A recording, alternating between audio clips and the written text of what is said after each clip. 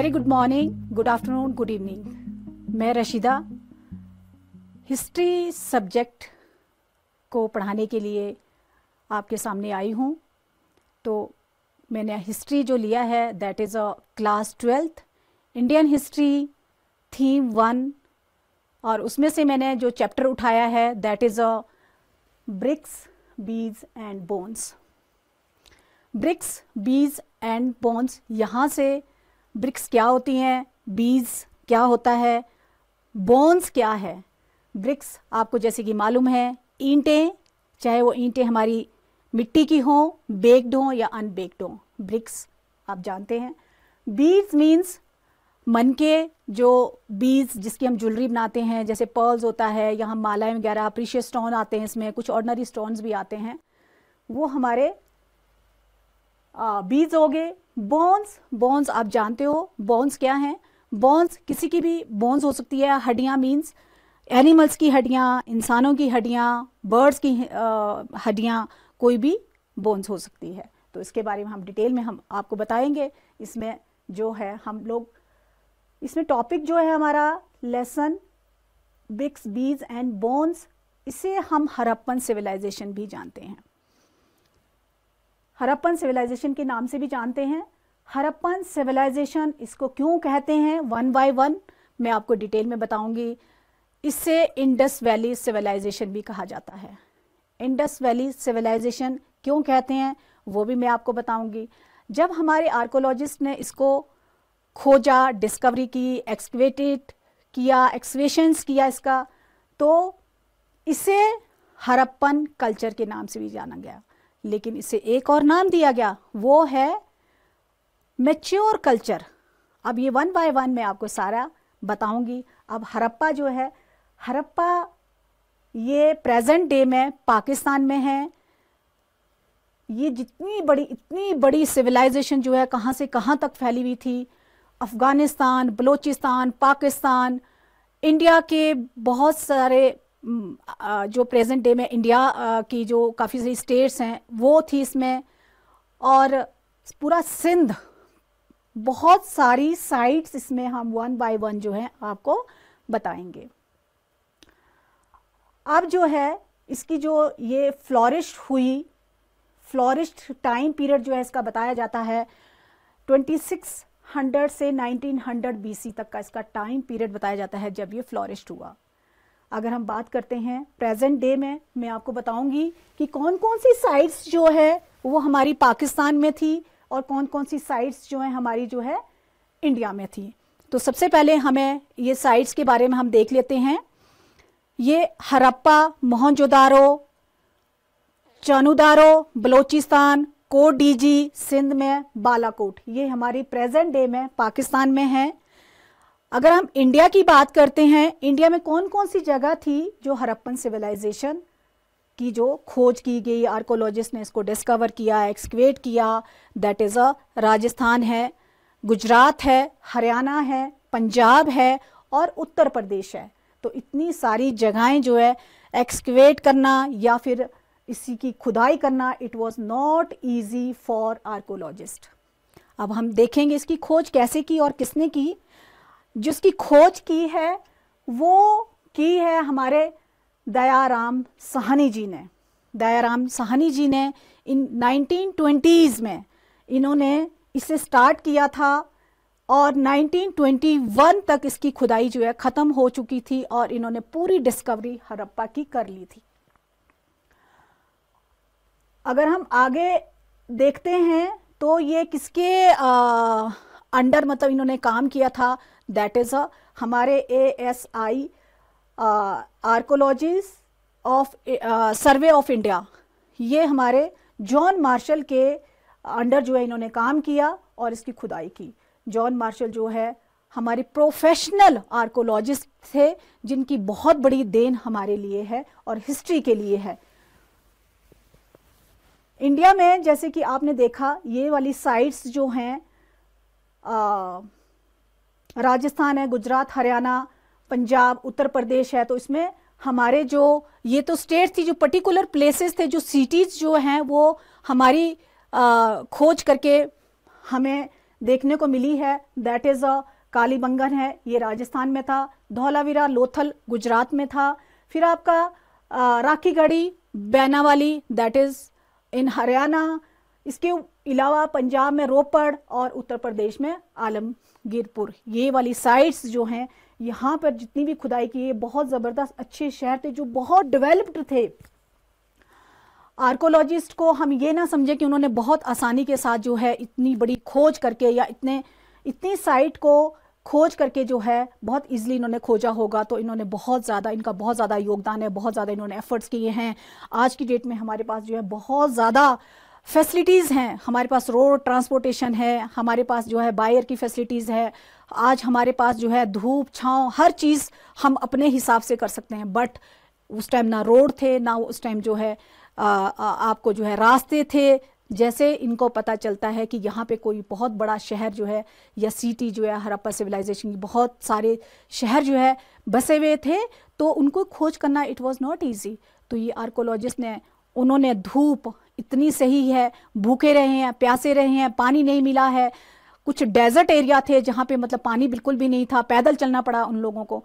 तो आर्कोलॉजिस्ट की बहुत बड़ी देन है हमारे लिए। आज बेटा अगर आप लोग हम कहते हैं कि हम पढ़ नहीं सकते हैं या हमें याद नहीं होता तो इट इज़ वेरी मतलब कि बहुत ये एक्सक्यूज़ हैं आपके। तो हमारे पास तो बहुत सारी मटेरियल है। आज हम बैठे बैठे आज हम एसी में बैठते हैं या हम कहीं पर भी रूम में बैठते हैं, छाया में बैठते हैं, ठंड लगी तो धूप में बैठ जाते हैं, हीटर लगा लेते हैं, बहुत सारी मतलब फैसिलिटी है आज। बट उन लोगों के बारे में सोचो जिन्होंने हमारे लिए हिस्ट्री जो है आज इतना मटेरियल जो है हमारे सामने प्रेजेंट किया और हम आराम से जो है बुक खोलते हैं, आराम से बैठ जाते हैं, चाय की चुस्कियाँ ले लेते हैं।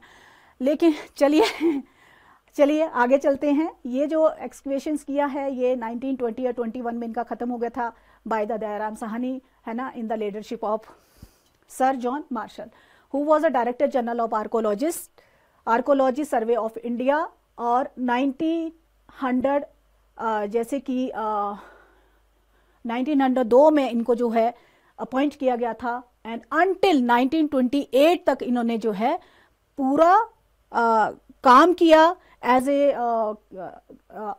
आर्कोलॉजी सर्वे ऑफ इंडिया में as a director of general. 1928 तक इन्होंने कितनी सारी खोजें की हैं एक एक करके हम लोग आपको बताएंगे। तो जैसे कि मैंने यहाँ पे अपना टॉपिक जो आपको बताया था कि ये जो है आपका इंडस वैली सिविलाइजेशन क्यों बोला जाता है, इसको इंडस वैली सिविलाइजेशन भी बोला जाता है। ये हड़प्पन सिविलाइजेशन के बारे में हमने बता दिया आपको। हड़प्पन जो है ये इतनी सारी साइट्स हैं हड़प्पा की। और इंडस वैली सिविलाइजेशन अब इसे क्यों कहा जाता था? इंडस वैली सिविलाइजेशन आप जानते हैं इंडस जो है इट इज़ अ रिवर, ये नदी है, बहुत बड़ी नदी है जिसमें जो है बहुत सारी नदियाँ आके जुड़ती है। जैसे आपकी जो है रावी नदी जुड़ती है, जैसे कि हड़प्पा जो है वो बिल्कुल रावी नदी के साथ में, रावी नदी के पास में साथ ही है। जैसे कि ये पाकिस्तान में एंटर करती है पंजाब में, मतलब पंजाब के साथ में ही हमारा जो है यहाँ पे मैं आपको मैप भी आपको बाद में दिखा दूंगी कि कैसे कैसे करके ये कौन सी लोकेशंस हैं। और इसके अलावा इससे इंडस वैली सिविलाइजेशन क्यों कहा जाता है? देखिए इंडस इज़ अ रिवर, ये बहुत बड़ी रिवर है। और आपने ये भी देखा है, अगर मैं यहाँ पर मैं हिस्ट्री पढ़ा रही हूँ तो मेरे को तो यहाँ पे बहुत मज़ा आता है हिस्ट्री पढ़ाते हुए। क्योंकि जो मैं टॉपिक ये उठा रही हूँ, ये मैं पढ़ा रही हूँ आपको, तो ये जो है आपके यहाँ से बहुत रिलेट करता है। यहाँ पे जो आप प्रेजेंट डे में जहाँ पे आप बसे हुए हो, नदी के किनारे पर आपके जो जितने भी शहर है, कस्बे हैं, गांव हैं, वो बसे हुए हैं। आप जानते हैं कि पानी जो है बहुत ज़रूरी होता है जब कोई भी हम लोग जो है ह्यूमन जो हैं अपनी लाइफ को सर्वाइव करते हैं। विदाउट वाटर हम लोग नहीं कर सकते हैं, कोई भी लाइफ हमारी सर्वाइव नहीं कर सकती है, ना हमारे एनिमल्स कर सकते हैं, ना प्लांट्स कर सकते हैं, ना हम लोग कर सकते हैं। तो पानी तो बहुत ज़रूरी था या ज़रूरी है। इंडस वैली सिविलाइजेशन इसको इसलिए क्योंकि ये जो फ्लॉरिश्ड हुई है, ये फ्लॉरिश्ड हुई इंडस नदी के किनारे पर ही सारे शहर जो है बसे हुए थे। तो अगर आप देखेंगे कि यहाँ पर भी देखो अपने जितने भी शहर बसे हुए हैं, जितने भी गांव हैं, ये सारे जो है यहीं पर नदियों के किनारे पर बसे हुए हैं, क्योंकि पानी जो है सबको चाहिए भाई। और अगर हम देखते हैं तो क्या नाम यहाँ पर अगर हम एग्रीकल्चर के पर्पज़ से भी देखें तब भी हमारे लिए पानी बहुत ज़रूरी है। पानी होने के साथ साथ जो है जितने भी गांव हैं, इसके अलावा जो नदियों के किनारे से जब हम नदी के किनारे से जितने भी एंशंट टाइम की जो भी हम हिस्ट्री पढ़ते हैं तो उसमें क्या होता है कि नदी के किनारे पर जितने भी शहर बसे, रास्ता जो है बहुत ईजिली हमें एक जगह से दूसरी जगह पे जाने के लिए मिल जाता है। आप ऐसा तो नहीं है कि हम पहाड़ पे चढ़े, पहाड़ से हम नीचे जाएं, फिर ऐसा तो नहीं हो सकता है। तो जितने भी गांव थे, सारे के सारे जितनी भी सिटीज़ थी, तो ये जो है गांव इसके नदी के किनारे पर ही बसी हुई थी। जितनी भी ये हमें जो है ये एक्सकवेशन किया गया है बाय द आर्कोलॉजिस्ट। तो उन्होंने ये देखा कि ये सारे के सारे जो है वन बाय वन जो भी खोज की है, जो भी खुदाई की गई है, ये नदी के किनारे पर बसे हुए थे। और दूसरी बात ये है कि एक जगह से दूसरी जगह पे जाना हमारे लिए बहुत इजी होता है। और बहुत बड़ी बात है कि पहले जो ट्रेडिंग होती थी, जब हमने इससे भी पहले की भी कुछ हमने बहुत सारे टॉपिक हमने पढ़े हैं, बहुत सारी सिविलाइजेशन के बारे में, जैसे कि आपने प्रीवियस क्लास में आपने पढ़ा होगा मेसोपोटामिया के बारे में, है ना। इसके अलावा भी चाइना की है, इजिप्ट की है, यूरोप की अगर सिविलाइजेशन के बारे में पढ़ेंगे जो इससे भी पुरानी है, लेकिन पुरानी है बट इतनी बड़ी नहीं है। ये सबसे बड़ी सिविलाइजेशन थी। और अगर आप इसको ध्यान से पढ़ो तो बहुत मज़ा आता है स्टूडेंट्स। आप जो है बहुत मज़े से इसको जो है एंजॉय करके पढ़ सकते हैं। मुझे तो ऐसे लगता है कि मैं तो वहीं पाकिस्तान में पहुंच गई हूँ, मैं हड़प्पा में पहुंच गई हूँ, मैं तो मोहनजोदारो में पहुंच गई हूँ। इसकी जो जितनी भी साइट्स है, जहाँ पे भी क्या नाम हमारे जितनी भी स्टेट्स हैं, जैसे कि पंजाब में है, पंजाब था, हरियाणा है, गुजरात है, राजस्थान है, वहाँ पे इसकी बहुत सारी साइट्स हमें मिली हैं। बहुत सारी सिटी जो डेवलप्ड थी वो मिली हैं। तो इसके साथ जो है अगर हम बात करते हैं यहाँ की इंडस वैली सिविलाइजेशन जैसे कि फ्लोरिश्ड हुई है, ये आपकी फ्लोरिश्ड पीरियड जो है 26 to 1900 BC है। इंडस रिवर जो कि इसमें झेलम है, चिनाब है, रवि नदी, जैसे कि मैं बता चुकी हूँ। इसको इंडस हड़प्पन सिविलाइजेशन इसलिए भी कहा जाता है क्योंकि वहाँ पे जो है, यहाँ पे सील्स मिली है भाई, और सील हमें बहुत कुछ बताती है। अगर वहाँ पे सील मिली है तो इसका मतलब क्या है, क्या समझते हो आप? सील मिली है, सील से हमें ये पता चलता है कि भाई वहाँ पर तो बहुत बड़ा एक ट्रेडिंग भी होती होगी, क्योंकि सील जो है हमारी अपनी आइडेंटिटी होती है। सील में जो ये क्या नाम सील में जो ये था, उसमें सील जो थी उसमें एक एनिमल का जो है फोटो लगा हुआ था, और वो जो एनिमल था, इससे हमें एनिमल भी दिखाता है कि एनिमल जो है ये भी उस टाइम जो है वो लोग उसको पाला करते होंगे या पाला करते होंगे। और अब जो है सील का बहुत बड़ा रोल रहा होगा वहाँ पे। ऑब्वियसली सी बात है, वो लोग कुछ जो है सामान जो है यहाँ से दूसरी जगह पे भेजते होंगे। साइट्स की जैसे इंडिया में बात हमने बताया था आपको कि इंडिया में बहुत सारी साइट्स हमें मिली हैं। दैट इज़ कालीबंगन राजस्थान में है, धौलावीरा लोथल गुजरात में है, इसके अलावा राखी घड़ी है, बैनावाली है, हरियाणा में है, फिर आपका रोपड़ पंजाब में आता है, और उत्तर प्रदेश में आपका आलमगीर पूर्व आता है। बहुत सारी साइट है, ये वाली जितनी भी साइट है यहाँ से हमें बहुत मटेरियल मिला है। हमारे आर्कोलॉजिस्ट ने बहुत ज़्यादा मेहनत की है, जिन्होंने धूप को बर्दाश्त किया है, प्यासे रहे हैं, खाना नहीं मिला है, भूखे रहे, तो आज हमारे सामने बहुत सारा मटेरियल है दोस्तों, जिनको हम जो है पढ़ सकते हैं, और इजली हम जो है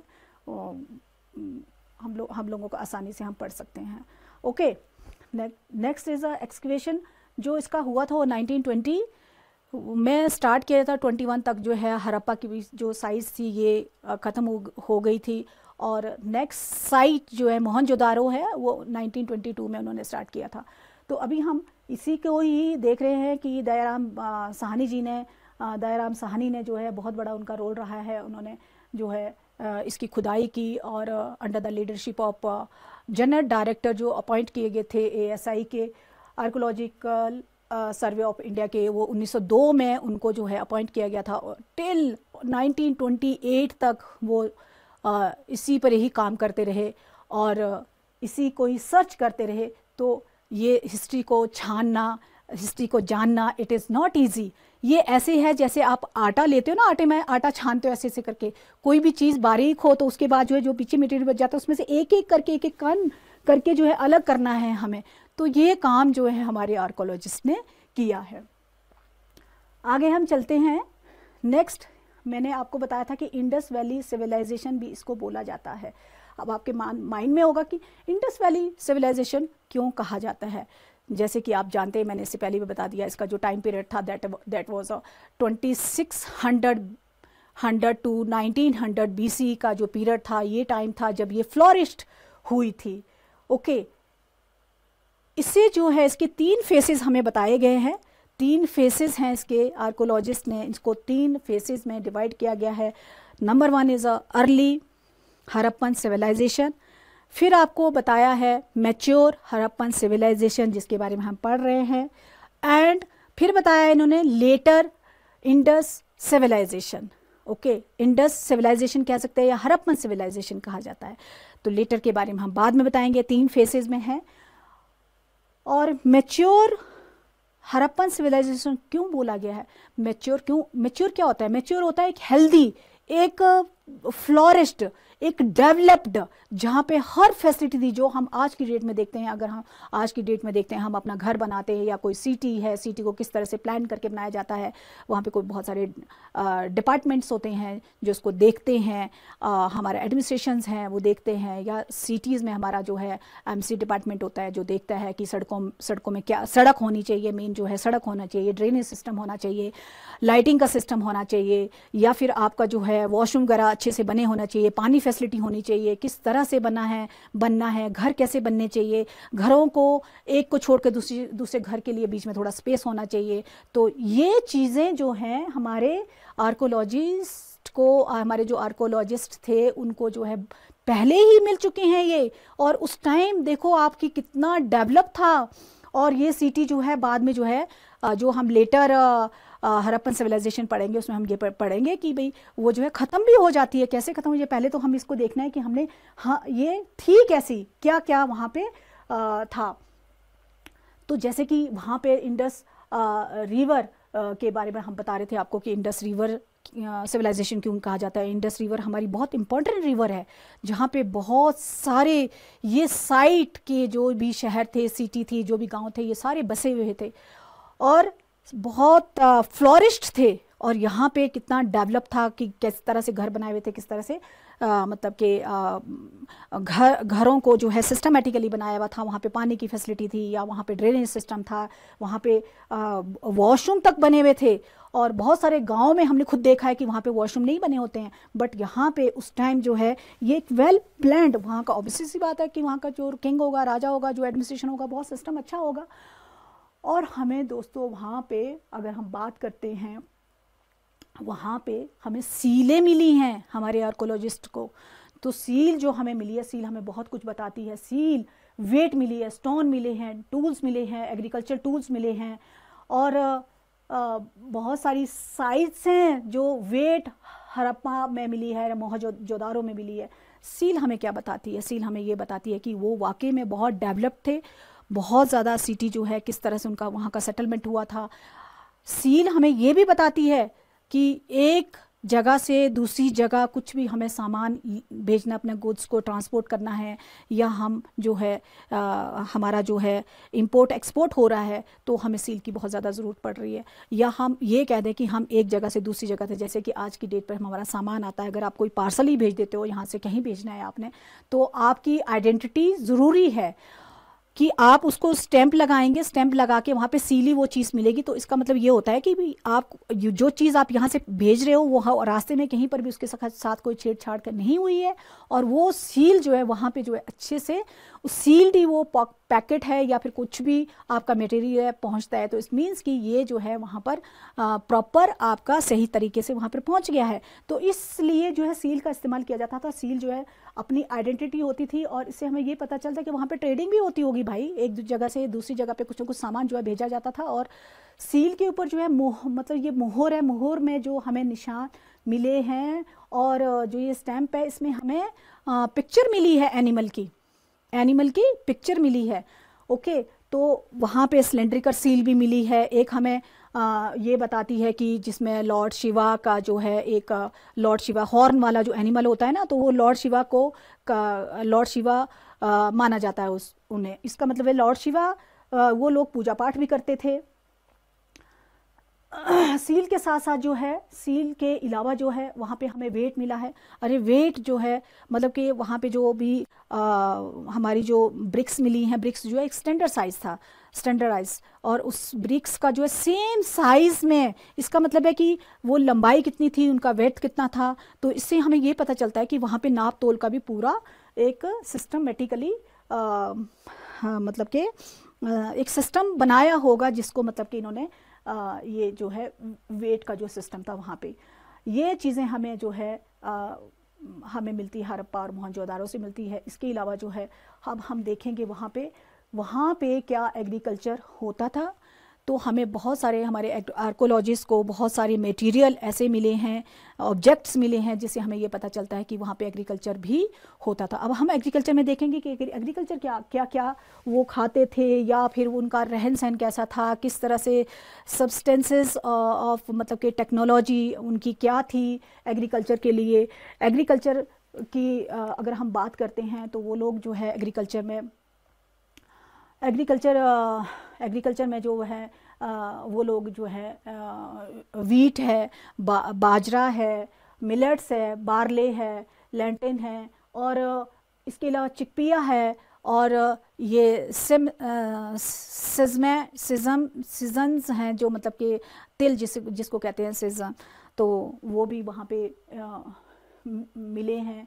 तो ये अगर आप ये कहेंगे कि क्या उस टाइम का जो है ये खोद के निकाला तो ये मटेरियल वहाँ पे, या ये जो भी वहाँ पे ये जो ग्रेन्स था ये क्या अवेलेबल था, ऐसा नहीं है कि वहाँ पे ये चीज़ें अवेलेबल थी। बट वहाँ पे जैसे आप जो है कुछ खाते हो, खाकर जो है कोई भी सीड आप फेंक देते हो तो वो जो है वहाँ पे तैयार हो जाता है, कहीं पर भी मिट्टी में गिरता है। तो पहले जैसे कि हमने एंशियंट टाइम से जो इन्होंने एग्रीकल्चर सीखा था हमारे एंशियंट में, तो ये जो पहले ह्यूमन था कहाँ पे रहता था पहले, ये यहाँ पे वहाँ पे जंगलों में रहता था। जंगल से वो लोग अपने लिए बेरी बूरी लाते थे, वो अपने आप को शेल्टर जो है वो लोग कहीं केव्स पे लेते थे। तो केव्स में लेते वो जब लेकर आते थे वो खाने बैठ गए, खाते खाते जो है उनके हाथ से कहीं सीड्स वगैरह उन्होंने खा के फेंक दिया। बाद में कुछ टाइम के बाद देखते हैं तो वो तो वहाँ पे तैयार हो जाता है। तो इसी तरह से ये जितने भी हमारे प्रोडक्ट्स हैं, ये ग्रेन्स हैं, ये वहाँ पे तैयार हो गए थे। तो इस तरीके से वहाँ पे आइडेंटिफाइड किया गया कि भाई वो लोग एग्रीकल्चर किया करते थे और ये चीज़ें खाया करते थे। जब वो खाते थे तभी तो एग्रीकल्चर किया करते थे। तो ये जो हम राइस की अगर हम बात करते हैं, राइस जो है बहुत रेयर वहाँ पे मिला है, क्योंकि राइस के लिए आपको पता है कि राइस के लिए कितना पानी चाहिए होता है। तो ये जो है एक वहाँ पे जो बारिश होती थी बहुत ही कम होती थी, बारिश जो है 300 से 600 मिलीमीटर जो है, इतनी बारिश में तो इस तरह का ही जो ग्रेन्स है वो मतलब कि अनाज है वो उगाया जाता था। बाकी तो राइस तो बहुत ही बहुत कम देखने को मिलता है, क्योंकि राइस के लिए बहुत ज़्यादा बारिश हमें चाहिए होती है।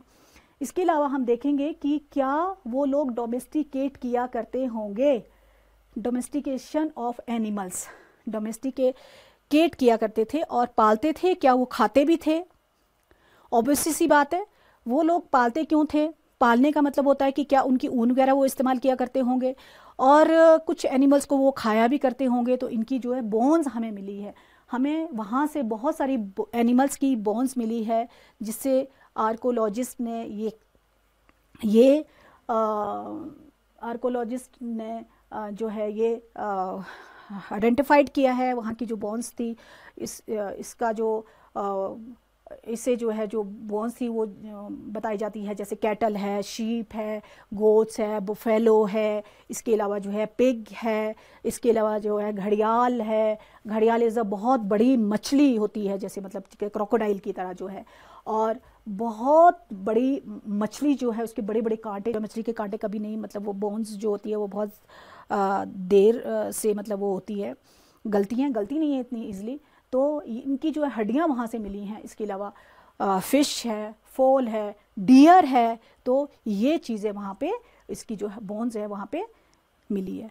अब एक और क्वेश्चन आता है कि भाई ये खाते थे, या आर्कोलॉजिस्ट के सामने ये बहुत बड़ा क्वेश्चन था कि क्या ये खाते भी होंगे, इसको खाते भी होंगे। तो ये प्रेडिक्शंस हम कर सकते हैं जब वो ऑब्वियसली सी बात है, फ़िश को तो आप जो है वो नहीं कर सकते हैं कि फ़िश जो है आप जो है पाल लेंगे, फ़िश को पाल लेंगे, या क्रोकोडाइल को आप पाल लेंगे, ऐसा तो नहीं होता है। डियर को आप पाल लेंगे, ऑब्वियसली सी बात है डियर का वो मीट खाते होंगे, और फॉल एक बर्ड है जैसे कि, और इसको भी खाते होंगे, फ़िश को भी खाया करते होंगे जैसे कि इनकी बोन्स मिली हैं। लेकिन आर्कोलॉजिस्ट को यहाँ पे ये चीज़ क्लियर नहीं है, क्या वो लोग खुद मतलब कि इनको जो है हंटिंग इनकी किया करते थे, या फिर there was some another communities who were hunting these animals and they were giving a meat to Harappan people. Okay, तो ये क्वेश्चन उनके सामने अराइज हुआ है। इट वाज नॉट क्लियर कि भाई क्या ये जो है अपने आप करते थे या कोई दूसरी कम्युनिटी थी जो वहाँ पे हंट किया करती होगी इनको, इस तरह के। तो ये लोग जो हैं, ऑब्वियसली सी बात है, ये लोग मीट खाया करते थे और ये लोग जो है इनको पाला करते थे। अब हम एग्रीकल्चर की बात करते हैं, एग्रीकल्चर वहाँ पे किया करते थे। एग्रीकल्चर के लिए जैसे कि हमें एग्रीकल्चर क्या करना है, मैनुअली करना है, अपने हाथ से करना है, या फिर हल वगैरह से चलाया करते थे।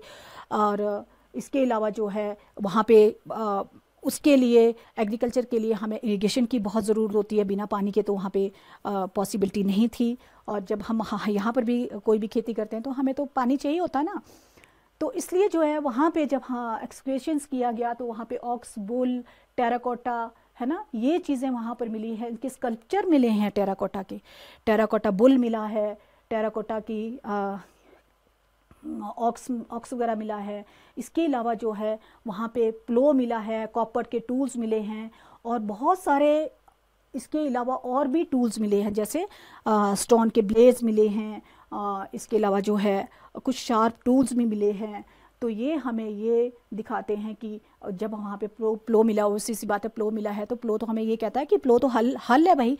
हल जो है हमारा किस लिए होता है, खेती करने के लिए होता है। हल जो है ज़मीन को मतलब कुछ भी फसल बोने के लिए जो है यूज़ किया जाता था। तो इससे हमें यहाँ पे ये पता चलता है कि बुल का इस्तेमाल वो शायद से सामान ढोने के लिए भी किया करते होंगे। और साथ में जो है एक टेराकोटा कार्ट भी मिला है जिसमें व्हील था, और टेराकोटा बुल जो है उनको सीट रहा है, इस तरह का एक स्ट्रक्चर जो है बनाया हुआ मतलब कि मिला है। इससे ये दिखता है कि भाई ये लोग जो है माल भी ढोया करते थे एक जगह से दूसरी जगह पे लाने के लिए।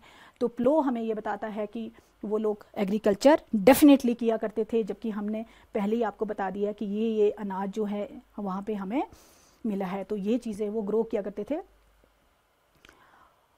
और इरिगेशन का सिस्टम क्या था वहाँ पे, इरिगेशन का सिस्टम को समझना हमें बहुत ज़रूरी है। इरिगेशंस के लिए अब जितना वहाँ पे बारिश होती थी तो 300 to 600 मिलीमीटर जो बारिश है, इतनी तो हमारी क्रॉप्स के लिए जो है वो इतनी नहीं थी कि जो वो हमारी क्रॉप जो है ईज़िली हो जाए।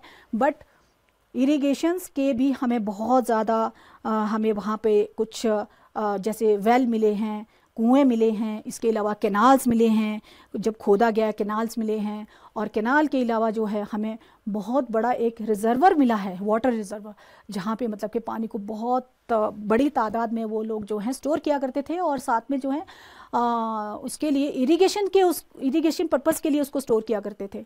और वेल से भी पानी जो है निकाल के जो है फील्ड में उसको इरिगेशन के पर्पस पे लाया जाता था। अगर हम इसकी बात करते हैं, ये हमें प्लो लैंड भी हमें मिली है। प्लो लैंड हमें कहाँ पे मिली है, चोलिस्तान में, चोलिस्तान में मिली है। राजस्थान में हमें प्लो लैंड मिली है।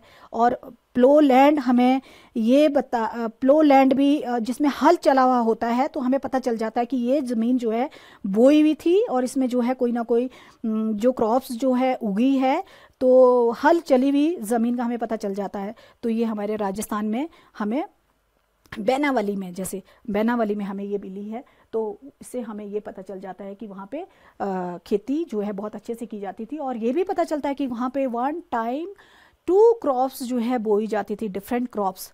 तो 2 तरह की जो क्रॉप्स हैं उनको बोया जाता था। और इसके अलावा जो हमारे जो वाटर रिजर्वर है वो धौलावीरा में हमें मिला है। धौलावीरा इज़ हमारे गुजरात में बहुत बड़ा एक रिजर्वर है, बहुत अच्छे से बनाया हुआ था। अगर आप उसकी हम आपको कभी वीडियो वगैरह दिखा देंगे या हम उसकी पिक्चर वगैरह आपको दिखाएंगे नेक्स्ट टॉपिक में, वो सारा हम एक बार डिस्प्ले करेंगे इस पर। और बहुत बड़ा रिजर्वर था जो पत्थरों से बनाया गया था, पत्थरों से चुन चुन के बनाया गया था, और उस पर नीचे जाने के लिए जो है स्टेप्स स्टेयर्स बनी हुई थी, ताकि मतलब उसको बीच में जो है मिट्टी वगैरह ज़्यादा हो जाती होगी, उसकी सफाई वगैरह करते होंगे तो उसको स्टोर करते थे पानी के लिए। इसके अलावा शोरतुगाई इज़ न कहाँ पर है, ये अफ़गानिस्तान में है। वहाँ पर हमें क्या मिले, कैनाल्स मिले हैं, वहाँ पे हमें वेल्स मिले हैं, कुएं मिले हैं।